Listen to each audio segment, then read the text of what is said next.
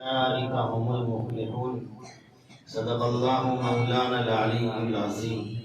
اللهم صل على محمد النبي الأمي وعلى آله وسلم تسلیما. مقصد ابھی بیان کرنا تو نہیں ہے. گزشتہ کے ہمارے 5 سے 6 پوائنٹ ہوئے تھے جو ہماری تجارت کو کامیاب کرنے کے تھے، اور ابھی جو 8 سے 9 پوائنٹ ہے وہ ہماری تجارت کو بچانے کے لیے ہے. تو انشاءاللہ ہم مختصر سی گفتگو اس پر کریں گے تاکہ ہم اپنی تجارت کو بچا بھی سکیں. بچائیں گے تو بڑھائیں گے، بچے گی نہیں تو بڑھے گی نہیں. تو پہلے بڑھانے کا طریقہ تھا، اب بچانے کا طریقہ ہے. انشاءاللہ امید ہے ہم سب کو اس سے فائدہ ہوگا. کچھ تمہیدی باتیں کہہ کر پھر ہم اپنے مضمون پر آتے ہیں. ہماری پہلی گفتگو ہوگی فضول خرچی پر. میں 2 دن سے پڑھ رہا تھا فضول خرچی کس کو کہتے ہیں. 50 پیج ختم ہو گئے لیکن یہ نہیں ہو رہا تھا اینڈ کے فضول خرچی کس کو کہتے ہیں. تو اس پر بھی ہم تھوڑی سی گفتگو کریں گے.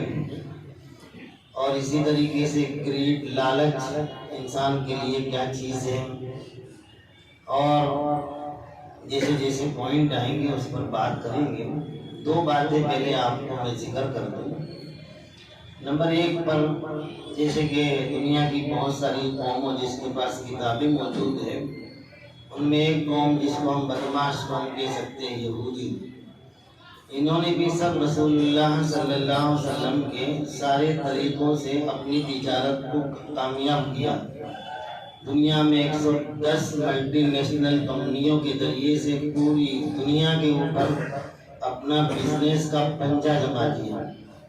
ان کے بغیر کوئی آگے نہیں بڑھتا ہے، یہ پوزیشن ہو گئی ہے.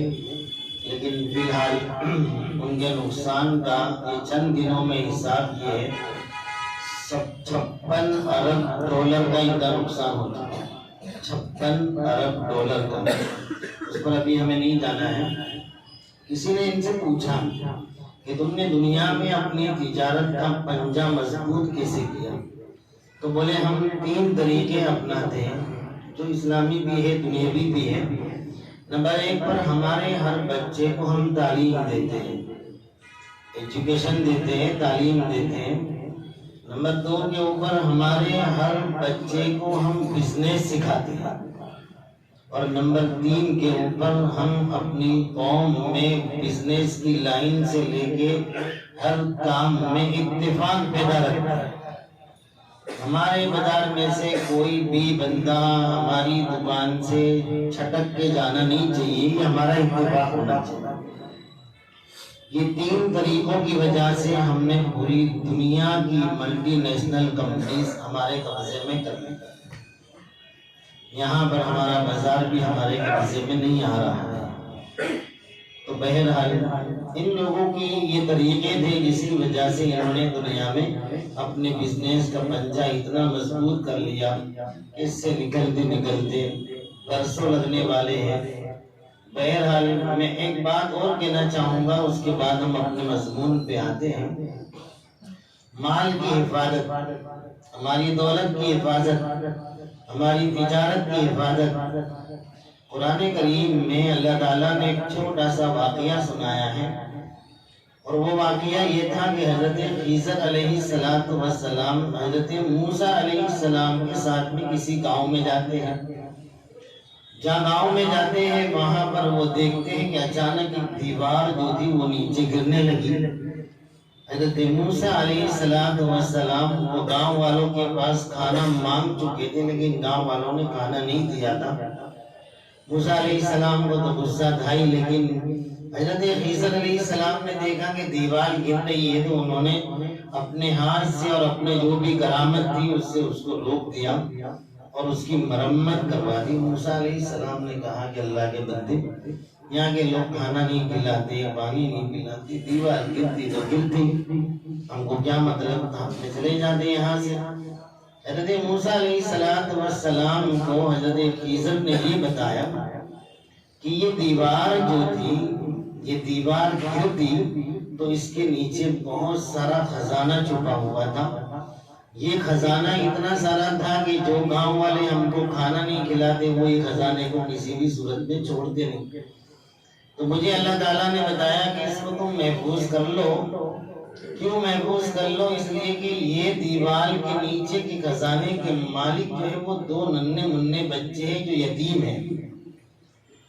اور قرآن نے دلیل دی ہے وَكَانَ أَبُوهُمَا صَالِحًا، یہ دونوں بچوں کا باپ جو تھا وہ نیک تھا.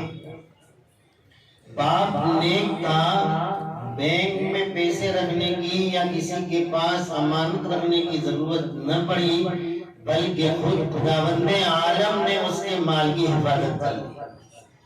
تو معلوم ہوا کہ جب ہم نیک بنیں گے تو ہماری دولت ٹرانسفر ہوگی اپنی اولاد کی طرف.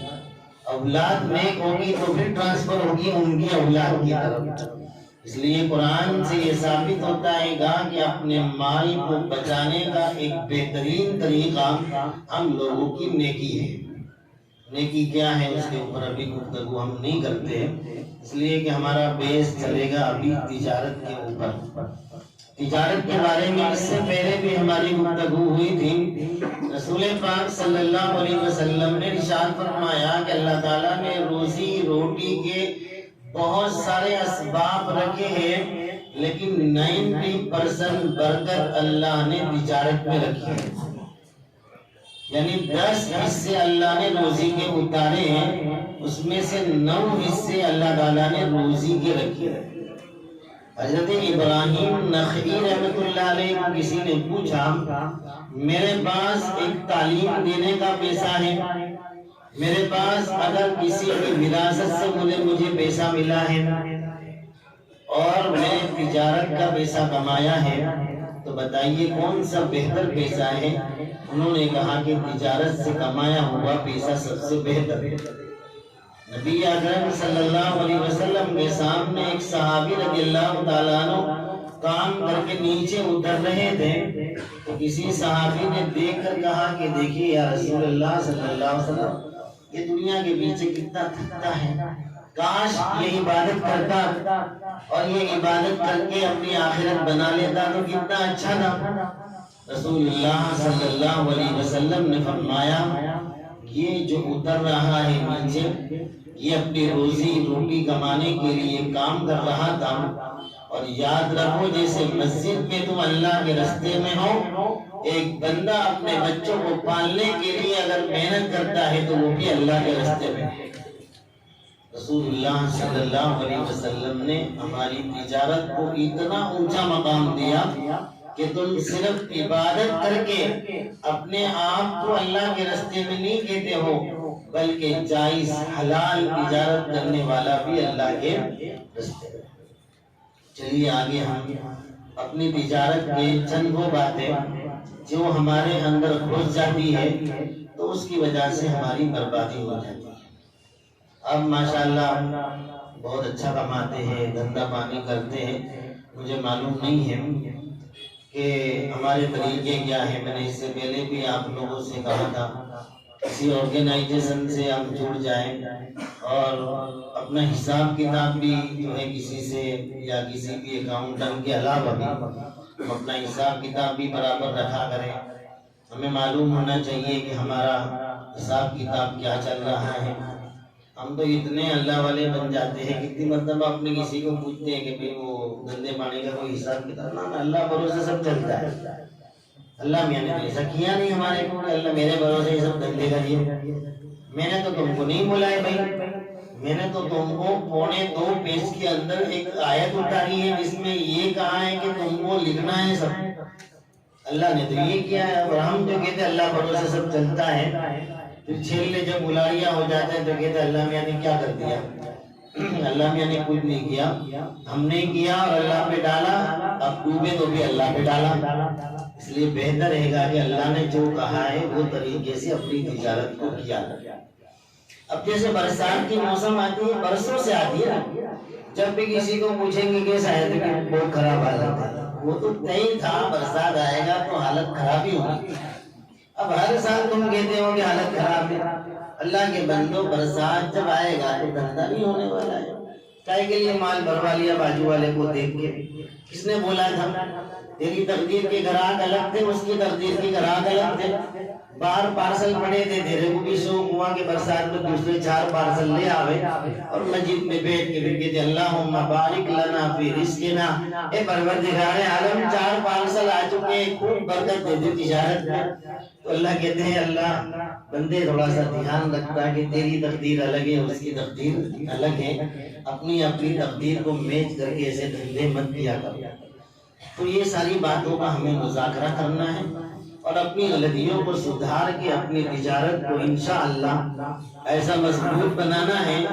برا نہ مانے تو شاید میں یہ سارے لوگ بیٹھے ہیں، تجارت کرنے والے بیٹھے ہیں، 90% میرا حساب یہ ہے، ہو سکتا ہے کہ غلط ہو، 90% ایسے لوگ ہوں گے کہ جن کو آدھی رات کو ضرورت پڑے تو 2 لاکھ روپے اچانک نہیں نکال سکتے۔ کیا کہتے ہیں؟ رسول اللہ صلی اللہ علیہ وسلم کا توکل کتنا تھا؟ توکل سمجھتے ہیں اللہ پہ بھروسہ کتنا تھا؟ ساری دنیا کی تمام نبیوں کا توکل ملائے تو بھی آقا نامدار صلی اللہ علیہ وسلم کا توکل بڑھ جائے۔ حضور اکرم صلی اللہ علیہ وسلم نے جب مدینہ المنورہ میں انٹری کی، ہمارے جیسے دیندار ہوتے ہیں نقلی میرے جیسے، تو کیا کہتے ہیں ہم؟ پہلے کیا کرنا چاہیے؟ مسجد بنانی چاہیے، ایسا ہی کہتے ہیں؟ پہلے کیا کرنا چاہیے؟ مسجد بنانی چاہیے۔ حضور صلی اللہ علیہ وسلم نے کیا کہا؟ پہلے میری ازواج مطہرات کے گھر بنا لو، اس کے بعد مسجد بنا لو۔ انسان مینٹلی جب اطمینان پالے گا تو وہ دوسرے کام آسانی سے کر سکے گا۔ بھروسہ تو اللہ پہ بہت بہت بہت، لیکن دنیا کے سسٹم میں بھی چلنے کے لیے حضور نے فرمایا پہلے میری ازواج کے گھر بنا لیتے ہیں، اس کے بعد مسجد بناتے ہیں۔ اس کے بعد نبی اکرم صلی اللہ علیہ وسلم کا مدینہ المنورہ میں 1 سال کا اناج بھروا دینے کی عادت تھی کہ اپنی ازواج مطہرات کو 1 سال کا اناج بھروا دیا کرتے ہیں۔ آپ نے تو سنا ہی نہیں ہوگا زیادہ، اس لیے کہ ہمارے پاس ایک ہی پاسا ہے مکہ المکرمہ کا، پیٹ پہ پتھر تھے، گھر میں چولہا نہیں جلتا تھا، وہ بھی تھا، لیکن ہمارے جیسوں کے لیے یہ پاسا بھی ہے کہ رسول اللہ صلی اللہ علیہ وسلم 1 سال کا اناج اپنی ازواج مطہرات کو بھروا دیا۔ مطلب کہنے کا یہ ہے کہ ہمارے پاس بھی وہ طریقہ ہونا چاہیے کہ جس سے ہماری بیوی بچے گھر والے کسی کے محتاج نہ بنے، آدھی رات کو لوگوں کے سامنے ہاتھ پھیلانے والے نہ بنے، ایسی ہماری تجارت ہونی چاہیے۔ بہرحال اب پہلا ہمارا جو ہماری تجارت کو سب سے خطرناک ڈیمیج کرنے والی چیز ہے اس کو بولتے ہیں فضول خرچی۔ فضول خرچی آپ سمجھتے ہو کس کو بولتے ہیں؟ ابھی تک اس کے بعد بھی جواب نہیں آیا۔ فضول خرچی آپ جانتے ہو؟ بہت بولتے ہم سب کو یہ فضول خرچی کرتا ہے، وہ فضول خرچی کرتا ہے، تو ایک تو بتا دو کہ فضول خرچی کہتے کس نے؟ بولو۔ آپ کو 100 روپے کی چپل چلے کہ نہ چلے؟ عمر بھائی کو چلے کہ نہ چلے؟ پھر بھی 1000 والی پہنتے کہ نہیں پہنتے؟ نامت کی آدمی حساب کتاب لمبا ہو جائے۔ ہاں 20 روپے میٹر والا کپڑا چلے گا نہ چلے؟ کتنے والا پہنتے؟ فضول خرچی کے بھائی 100 روپے کی چپل میں ہمارا گزارا ہو سکتا ہے کہ نہیں؟ پھر بھی ہم کتنے والی پہنتے ہیں؟ جیسا اسٹینڈرڈ ہوتا ہے، کوئی کو 5000، کوئی کو 2000، کوئی کو 3000۔ تو ایک آدمی کا 100 روپے میں گزارا ہو سکتا ہے، لیکن پھر بھی وہ 1000 والی پہنتا ہے۔ بھائی ٹوپی 20 روپے کی ملتی ہے کہ نہیں ملتی ہے جالی والی، پھر بھی 1500 روپے کی 1000 روپے کی ٹوپی پہنتا ہے، تو فضول خرچی بڑا مسئلہ ہے۔ آج تک ہم نے اسلامی اعتبار سے اور دنیاوی اعتبار سے بھی فضول خرچی کو نہیں سمجھا، اس لیے ہم اپنا ڈیسیژن ہی نہیں لے سکے کہ ہم کیا کرتے ہیں۔ تو فضول خرچی کے بارے میں تھوڑی سی گفتگو ہو جائے اور اس سے اپنے آپ کو بچانے کی انشاءاللہ ہم کوشش کریں گے۔ ہمارا بہت بڑا بزنس کا ہماری زبان میں کہیں کہ گابڑا اور ہول جو ہے وہ ایک فضول خرچی ہے، لیکن وہ کیسے ہے اس کو ہم کو سمجھنا پڑے گا۔ میں نے پڑھتے پڑھتے دیکھا کہ بھئی فضول خرچی جان میں ہوتی ہے، فضول خرچی وقت میں ہوتی ہے، فضول خرچی دین میں ہوتی ہے، فضول خرچی اسلام میں ہوتی ہے، کہ فضول خرچی مال میں ہوتی ہے۔ لیکن سارے محققین کا یہ ہے کہ بھئی فضول خرچی مال میں ہوتی ہے۔ اب مال میں فضول خرچی کیسے ہوتی ہے، اس کا ڈیسیزن لینا بہت آسان نہیں ہے۔ ہر آدمی دوسرے کو فضول خرچ دیتا ہے۔ تمہارے وہاں پہ کیپیسٹی 200 آدمی کی کھلانے کی ہے اور تمہارے دوست کے وہاں 1000 آدمی کی کھلانے کی ہے۔ تمہارے دال پلاؤ کھلانے کی کیپیسٹی ہے، اس کو مچھی کھلانے کی کیپیسٹی ہے، تو یہ دال پلاؤ والا کہے گا کہ یہ فضول خرچی کرتا ہے مچھی والا، تو یہ بھی فضول خرچی ہے کہ نہیں؟ بڑا مسئلہ ہے یہ۔ اس لیے قرآن کریم کے بعد جا کر ہم سوال کرتے ہیں کہ ہماری زندگی میں فضول خرچی کیا چیز ہے اور فضول خرچی سے ہم کیسے تباہ ہو جاتے ہیں۔ تو قرآن کریم نے ہمیں 2 طریقے بتائے ہیں فضول خرچی کے۔ کلوا واشربوا ولا تسرفوا انہ لا يحب المسرفین۔ ہر ایک کے جینے کا اسٹینڈرڈ الگ ہے، جائز طریقے سے، بغیر قرضہ کیے ہوئے، بغیر دینی دنیاوی نقصان کیے ہوئے وہ بندہ اپنی زندگی کی لائف اسٹائل اپنے طریقے سے اختیار کر سکتا ہے، اس کو کوئی بھی فضول خرچی نہیں کہے گا۔ فضول خرچی ہم آگے سمجھتے ہیں کہ کس کو کہتے ہیں۔ قرآن کریم میں اللہ رب العالمین فرماتے ہیں کہ کھاؤ پیو اور اسراف مت کرو۔ اسراف مت کرو، اسراف کا مطلب ہوتا ہے کہ بیجا کوئی چیز کو بگاڑو مت۔ ابھی ہم سمجھ لیں گے اس کو۔ دوسری جگہ اللہ نے فرمایا وَلَا تُبَذِّرُوا إِنَّ الْمُبَذِّرِينَ كَانُوا إِخْوَانَ الشَّيَاطِينِ۔ تم لوگ فضول خرچی مت کرو، فضول خرچی کرنے والے شیطان کے بھائی ہوتے ہیں۔ تو اب یہ دونوں طریقے سے فضول خرچی تمام لوگوں کی ڈیفینیشن نکالنے کے بعد ہمارے سامنے خلاصہ یہ آیا کہ ہماری زندگی کے اندر جو ہمارا پیسہ ہے وہ پیسہ اگر کسی بھی طریقے سے ضائع ہو رہا ہے، چاہے وہ ہمارے گھر میں ہو چاہے باہر ہو۔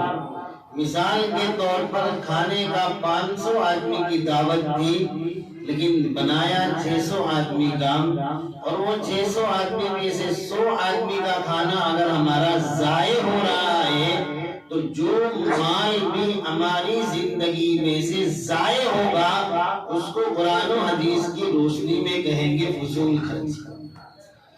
ایک بندہ اپنے استطاعت کے مطابق دینی دنیاوی نقصان اس کو نہیں ہوتا ہے اور وہ اپنی لائف اسٹائل میں جینے کی کوشش کرتا ہے، کوئی 5000 کا سوز پہنتا، کوئی 2000 کا، کوئی 100 روپے کا، کوئی 500 روپے کا پہنتا، تو یہ 500 والا 1000 والے کو فضول خرچی نہیں کہے گا، بلکہ یہ 1000 روپے والا سوز پہننے والا دوسرے 4 سوز لے کے آ گیا، 2 سوز پہنتا ہے اور 2 سوز برس تک نہیں پہنتا ہے، تو وہ نہیں پہننے والے سوز کے اوپر ہم کہیں گے کہ فضول خرچی ہے۔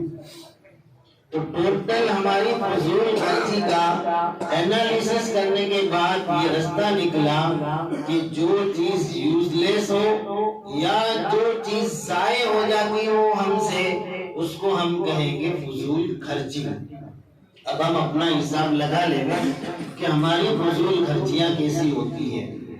فضول خرچیاں ہمارے طریقے یہ ہوتے ہیں، مال میں گئے، گھومنے گئے، پھرنے گئے، ہمارے پاس 2-3 چپل موجود ہے، پھر بھی یہ ماڈل اچھا لگا تو اس کو بھی لے لیا، اور وہ پیچھے والی چپل ڈبے کے اندر چلی گئی اور بیچاری کو باہر آنے کا موقع نہیں ملتا ہے، تو سمجھئے کہ وہ آپ کی چپل آپ کی زندگی میں فضول خرچی میں لکھی جائے گا۔ تو ایسا ہم اپنا ٹوٹل حساب لگا لیں، کھانا پینا، کپڑے، رہن سہن، گھر، مکان، بنگلہ، جھوپڑا، یہ تمام چیزوں میں جہاں پر ہماری چیز ضائع ہوتی ہو، برباد ہوتی ہو، یوز لیس ہو جاتی ہو، تو سمجھیے وہ حصہ ہماری زندگی کا فضول ہے، اور وہ فضول خرچی قرآن کریم نے اللہ نے فرمایا وَلَا تُبَدِّرْ، فضول خرچی مت کرو، إِنَّ الْمُبَدِّرِينَ كَانُوا إِخْوَانَ الشَّيَاطِينَ، تو فضول خرچی کرنے والے وہ شیطان کے بھائی ہیں۔ کیوں شیطان کے بھائی ہیں بھائی؟ فضول خرچی کرنے والے کیوں شیطان کے بھائی ہیں؟ تو فضول خرچی کرنے والے شیطان کے بھائی اس لیے ہے کہ شیطان یہ چاہتا ہے کہ مومن فضول خرچی کر کے اپنی تجارت، اپنی دولت، اپنی نعمت کو ضائع کر دے گے۔ جب وہ ضائع کر دے گا اور وہ غربت میں پھنسے گا تو وہ اللہ سے دور ہوگا اور میرے قریب ہو جائے گا، اس لیے اس کو شیطان کا بھائی کہا گیا۔ تو انشاءاللہ ہم اپنی زندگی کا ٹوٹل حساب لگانے کی کوشش کریں گے۔ شاید ہم میں سے، میں بھی شاید اس میں مبتلا ہوگا، آپ بھی ہوتے ہوں گے کہ ہم سب فضول خرچی کرتے ہی ہیں۔ بچوں کے ساتھ بھی ہم کر رہے ہیں۔ بہت سارے لوگ جیسے ہوٹل میں کھانے جاتے ہیں تو بھئی ساری آئٹم منگوا لیتے، یہ بھی لے لے یہ بھی لے لے، اس کے بعد آدھا پیالہ بچ گیا، تو یہ آدھا پیالہ آپ کا بچا 300 روپے کا، اب اس کو کسی بھی طرح ضائع کرنے کا نمبر آیا تو یہ آپ کی فضول خرچی ہے۔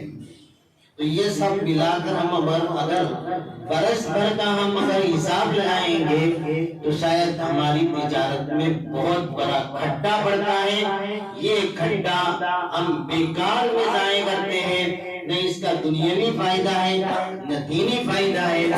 دینی اور دنیاوی فائدہ نہ ہونے کی وجہ سے بیکار میں فضول خرچی کا مطلب فضول میں، بیکار میں، عقل کے بغیر کام کر کے ہم اپنی تجارت میں بہت بڑا خسارہ کرتے ہیں۔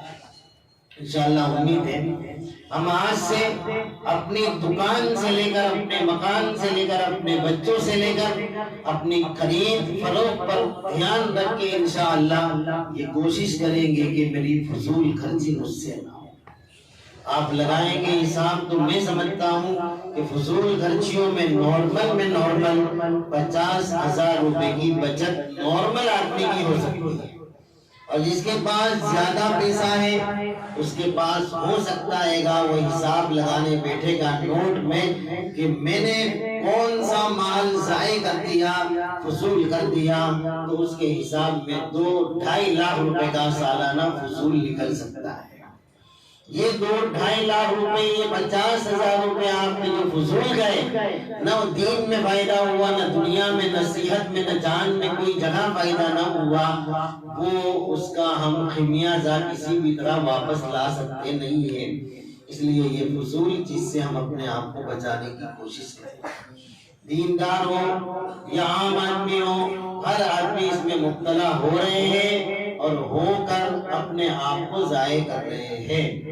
بیکار میں ہم دیکھ رہے گاڑی میں یہ بھی لے لیا، وہ بھی لے لیا، یہ بھی لے لیا، یہ سب تو لے لیا، وہ بڑی کی بات ابھی نہیں چھیڑنی، ہم کو تجارت پہ چلنا ہے، اس لیے دوسری باتیں نہیں کرنی ہے۔ تو پہلی بات ہوگی ہماری فضول خرچی پر۔ انشاءاللہ اس سے ہم اپنے بزنس میں گھاٹے سے اپنے آپ کو بچا سکتے ہیں۔ 2-2.5 لاکھ روپے، لاکھ روپے، 50,000 روپے، یہ بیپاری آئے گا تو اس کو فون کرے گا تیرے پاس کچھ پڑے لے، تیرے پاس کچھ پڑے لے۔ تو بازار میں ہم بیٹھے تو کرتے کیا ہے اتنے برسوں سے؟ ہم یہی طریقہ ہمارا چل رہا ہے۔ 50% لوگوں کا طریقہ ہم دیکھ رہے ہیں کہ جیسے کوئی بیپاری آیا تو اس کو پیشاب لگ جاتی ہے، کہاں گئے بھائی کہ میں آتے پیشاب کرنے گئے، یا پھر فون کرے گا کہ تیرے پاس پیسے پڑے کل دے دوں گا۔ تو ہماری تجارت کو ہم نے ابھی تک جمایا کیا؟ کون سا طریقے سے ہم نے جمایا؟ تو ہمیں اپنی تجارت پر پہلا جو نقصان ہے وہ فضول خرچی سے اپنے آپ کو انشاءاللہ بچانا ہے۔ دوسرے نمبر کے اوپر بیکار کی لالچ، گریڈ جس کو بولتے ہیں، بڑی خطرناک چیز ہے لالچ۔ اور ایک ہوتی ہے چاہت۔ چاہت الگ چیز ہوتی ہے، لالچ الگ چیز ہوتی ہے۔ چاہت آپ کی ہوگی کوئی مسئلہ نہیں ہے، لیکن لالچ اگر ہوگی تو مسائل بہت سارے پیدا ہو جائیں گے۔ چلیے ہم لالچ کے بارے میں نبی اکرم صلی اللہ علیہ وسلم اور ماہرین سے پوچھتے ہیں کہ لالچ چیز کیا ہے؟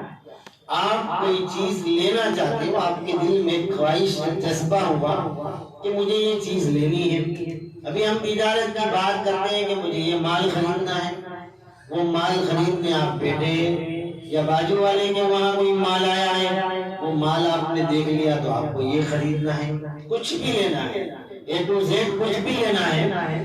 وہ اچھی بات ہے کہ آپ نے اس کا اندازہ لگایا کہ بھئی مجھے 50 پیس لینے ہیں، 100 پیس لینے ہیں. عقل کے ساتھ میں آپ سوچ رہے ہو، عقل کے ساتھ میں آپ کو آئیڈیا ہے کہ 50 پیس کا میرے کو اتنا پیسہ دینا ہے. یہ بہت سمپل آدمی کا جذبہ ابھرا. لیکن ماہرین کا کہنا ہے کہ جیسے ہی اس کے اندر لالچ داخل ہو جاتی ہے تو اس کے دماغ میں سے ایک کیمیکل نکلتا ہے. وہ لالچ کا کیمیکل اس کے دماغ میں آنے کے بعد وہ تمام کے تمام حساب کتاب کو بھلوا کر ایسا جم لگواتا ہے کہ جس کی وجہ سے لالچ میں آ کر آدمی جب آنکھ کھولتا ہے تو اس کو معلوم ہوتا ہے کہ 50 پیس کی جگہ پہ 500 پیس لے آیا. اس کو بولتے ہیں لالچ. لالچ بری بلا ہے. لالچ انسان کو تباہ کر دیتی ہے. لالچ کب پیدا ہوتی ہے؟ جب انسان دوسروں کو دیکھتا ہے، کسی کی ترقی کو دیکھتا ہے، کسی کے مال کو دیکھتا ہے، کسی کی دکان کو دیکھتا ہے، کسی کے آنے جانے والے گراہکوں کو دیکھتا ہے، تو وہ اپنا سمپل حساب کتاب چھوڑ کے تھوڑا سا آگے بڑھنے کی کوشش کرتا ہے. تو اس کے اندر لالچ گھس جاتی ہے اور وہ لالچ انسان کو اتنا بڑا خسارے میں ڈال دیتی ہے کہ جس مال کی اس کو ضرورت نہیں تھی، گھر میں جس چیز کی ضرورت نہیں تھی، اپنے بچوں کو جن چیزوں کی ضرورت نہیں تھی، وہ تمام چیزیں وہ بسا بیٹھتا ہے اور آٹومیٹکلی اس کی آوک کے سامنے اس کی جاوک بڑھ جاتی ہے، جس کی وجہ سے وہ سر کھچالنے کے علاوہ کچھ نہیں کر سکتا. مال دینا ہو تو کوٹ میں دینا پڑے گا. 500 پیس کب بکیں گے؟ کہ لالچ کی جب اس کے اوپر بھوت سوار ہو گیا تو یہ سب بھول گیا اپنا حساب کتاب. تو ہم بیپاری بنیں گے انشاءاللہ بغیر لالچ کے. لالچ کا بیپاری بڑی مصیبت کرتا ہے. حضرت لقمان نے کہا تھا بیٹا لالچو انسان کے ساتھ دوستی مت رکھنا. جملہ سنیے، لالچو انسان کے ساتھ دوستی مت رکھنا، وہ تجھے ایک لقمے کی لالچ میں بھیج دے گا. پھر یوں فرمایا کہ ایک لقمے کی لالچ میں نہیں بلکہ ایک لقمہ نہیں بھی آئے گا تو اس کی تمنا میں تجھے بھیج دے گا.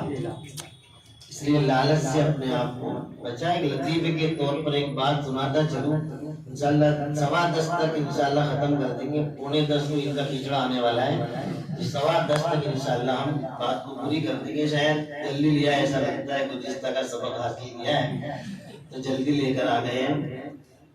تو ایک چھوٹا سا لطیفہ سنا دوں اور آگے چلتے ہم. لالچ.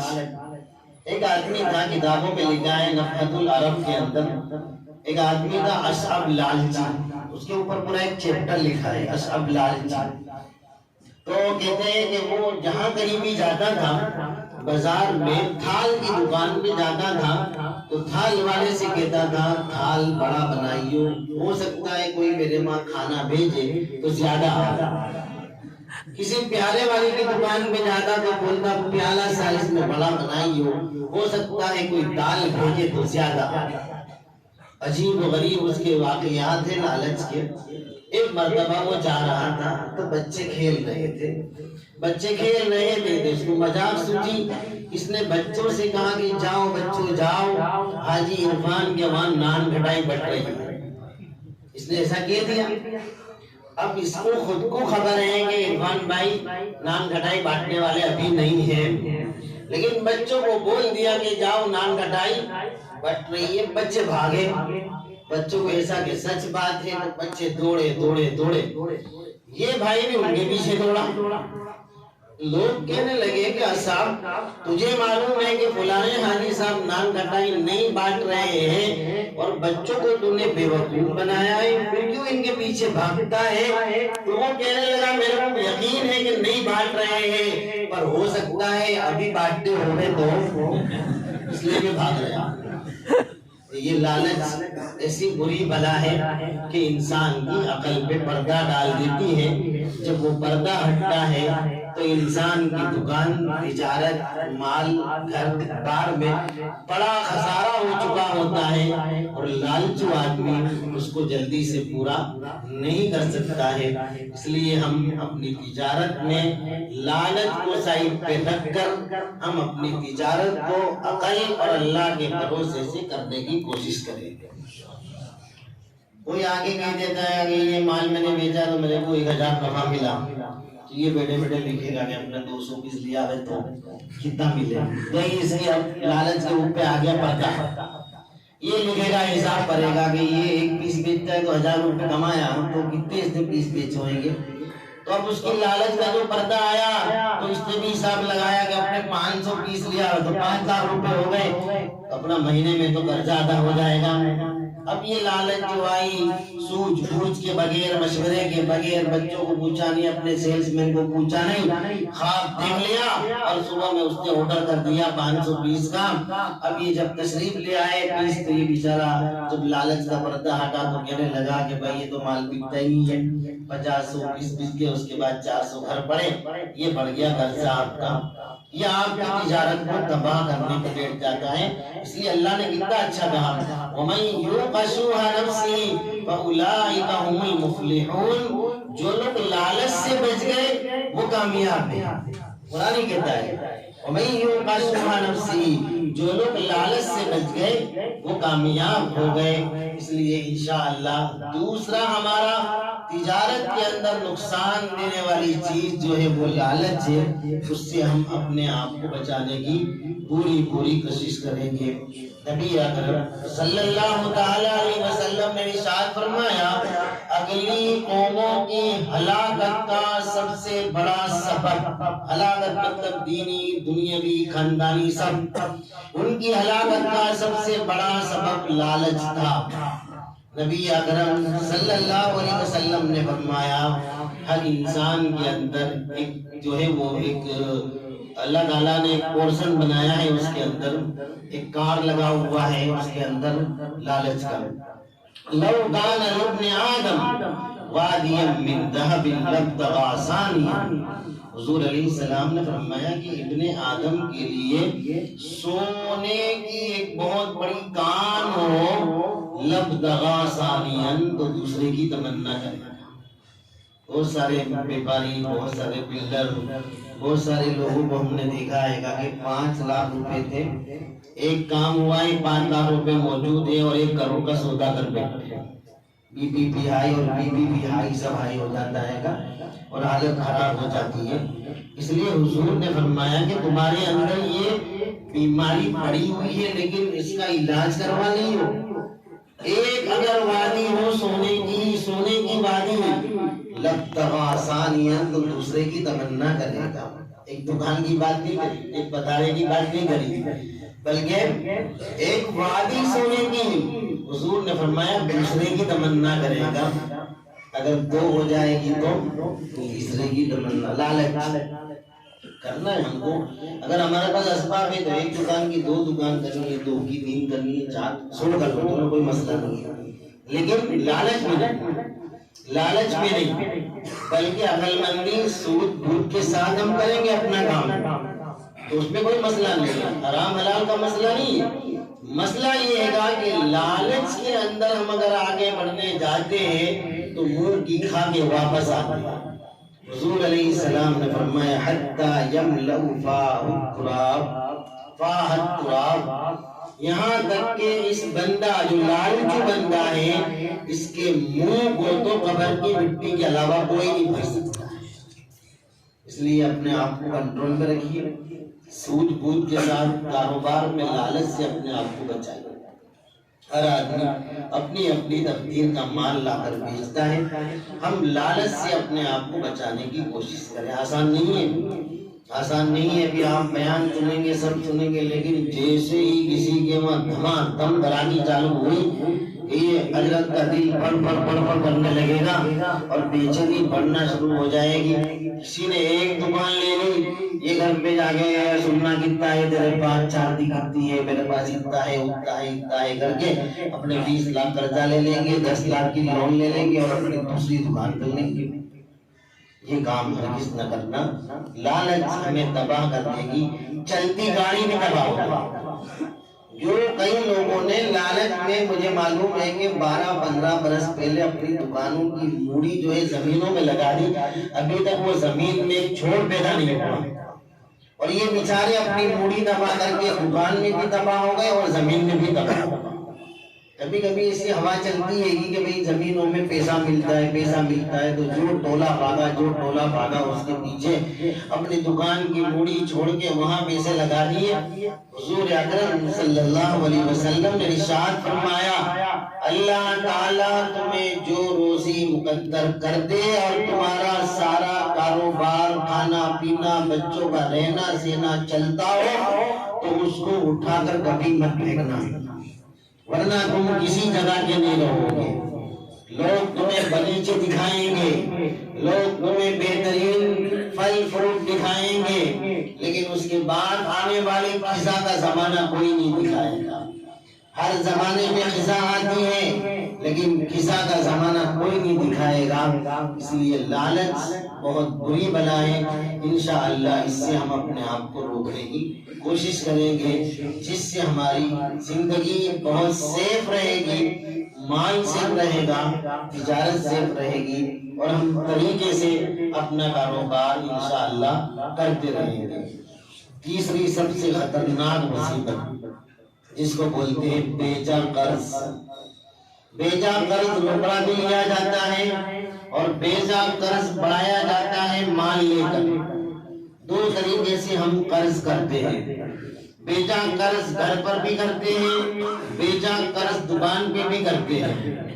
جو قرض ہمیں ضرورت بغیر, یعنی ہم کھائے پیے بغیر مر جائیں گے یا ہماری تجارت تباہ ہو جائے گی, ہمارا کاروبار ختم ہو جائے گا, یہ ساری چیزیں نہ ہوں تو ہم قرضے سے اپنے آپ کو روکنے کی کوشش کریں. ایک بندے کو مر جانے کا ڈر ہے, دوا کے پیسے نہیں ہے, قرضہ کر لیا الگ بات ہے. ایک بندے کو یہ ڈر ہے کہ میں نے قرضہ نہیں کیا تو میری چلتی تجارت کل بند ہو جائے گی اور میرے بچے بھوکے مریں گے تو کوئی مسئلہ نہیں. لیکن ایسا قرض جو تمہیں مجبور نہ کرتا ہو, صرف تمہارے ڈیولپمنٹ کے لیے قرضہ کرنا ہے تمہیں, یا تمہیں شادی کر کے صرف دکھاوا کرنے کے لیے قرضہ کرنا ہے, یا اپنے بچوں کو خوش کرنے کے لیے مہنگے کپڑے دلا دینا ہے, لیکن اس کے سامنے, آپ کے سامنے اس کا کوئی سولوشن نہیں ہے کہ یہ قرض کو میں کیسے ادا کروں گا. بس قرض لینے کا پلاننگ ہے لیکن قرض دینے کا کوئی پلاننگ نہیں ہے. تو آئیے رحمت عالم صلی اللہ تعالی علیہ وسلم نے ہمیں رہنمائی فرمائی کہ ایسا قرض تمہیں کہاں لے جائے گا. قرض کا معنی ہوتا ہے کاٹ دینا. عربی میں قرض کا معنی ہوتا ہے کاٹ دینا. حضور اکرم صلی اللہ علیہ وسلم کی روایت ہے, آپ نے فرمایا کہ بیجا قرض کرنا, بیجا قرض جس کے پیچھے کوئی مقصد نہ ہو, نہ تجارت ہو, نہ گھر بار ہو, نہ اپنا کھانا پینا ہو, نہ اپنے بچے ہو, نہ اپنی پڑھائی بنائی ہو. بیجا قرض جس کا کوئی نتیجہ نہ آنے والا ہو, ایسا قرض لینے والے کو اللہ دنیا میں رسوا کر دیتے ہیں. ہم دیکھتے ہیں ہو جاتے ہیں رسوا. دوسرے نمبر پر نبی اکرم صلی اللہ علیہ وسلم نے ارشاد فرمایا کہ قرض تمہارے فکر اور غم کو بڑھاتا ہے. جو بندہ قرض لینے کے بعد نیت نہیں رکھتا ہے قرض دینے کی, حضور علیہ السلام کا ارشاد ہے کہ اس کا مال دنیا میں تباہ ہو جاتا ہے. بہت خطرناک چیز ہے. وہ بولتے ہیں سو کے ہوئے 60, 30 گئے ناٹ, سو کے ہوئے 60, 30 گئے ناٹ, 10 دیں گے 10 دلائیں گے. 10 کا لینا دینا کیا. آج کا ماحول یہی ہو گیا ہے, لوگ ڈرتے ہیں قرضہ دینے سے. ہر ایک آدمی کو ڈر لگتا ہے. میری بچوں کو معلوم ہے کہ میں نے بھی یہ سارے دھندے کرے، لوگوں کو دلائے، اس کو دلایا، اس کو دلایا، اس کی مدد، اس کی مدد. الحمدللہ اللہ کے فضل و کرم سے آج کی تاریخ میں 56 لاکھ کے قرضے میں ڈوبا ہوا ہوں، صرف لوگوں کے لیے. اپنوں کو تھا کہ بھئی اس کا گھر بن جائے گا تو یہ 3 لاکھ روپے اس سے دلا دیے اس کو، اس کا یہ ہو جائے گا تو 2 لاکھ روپے دلا دیے. کرتے کرتے کرتے 56 لاکھ روپے کا قرضہ کھڑا ہو گیا اور 5-7 برس سے جوتے گھس گئے لیکن ان کے دل نہیں گھس رہے. تو یہ حالات ہماری قوم کے ہوتے جا رہے ہیں کہ نبی اکرم صلی اللہ تعالیٰ علیہ وسلم نے فرمایا قرض لینے کے بعد تمہاری نیت بدلی تو سمجھو جیسے ایک پتنگ دوسری پتنگ کو لپٹا کر لے جاتی ہے، یہ قرض بھی تمہارے حلال مال کو لے کے چلا جائے گا. اس لیے بہت سنبھالنا ہے اس کو. یہ بہت خطرناک ہماری تجارت کا بہت بڑا ایک سمجھو ڈیمیج کرنے کا بہت بڑا بم ہے گا. ہم سمجھتے ہیں کہ بیماری کا مال واپرتے رہیں گے، قرضہ چلتا رہے گا، خاندان کو کھلاتے پلاتے رہیں گے، نتیجے میں اس کی دکان بیچنے کا نمبر آ سکتا ہے. اس لیے انشاءاللہ ہم بیجا بیکار کا بغیر مطلب کا بغیر ضرورت کا قرض کبھی بھی نہیں کریں گے. اور قرض کرنے سے پہلے